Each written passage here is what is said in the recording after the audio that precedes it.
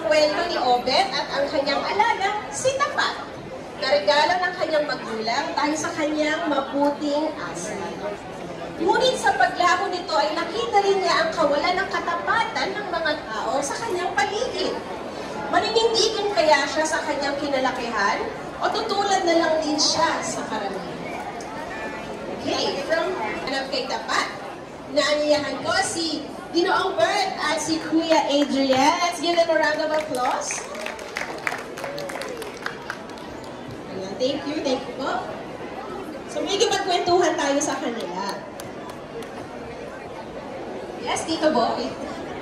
Ayan. So, eto may mga questions kami prepared for you para sa launch ito, pero one at a time, alright? So, itong question ito ay para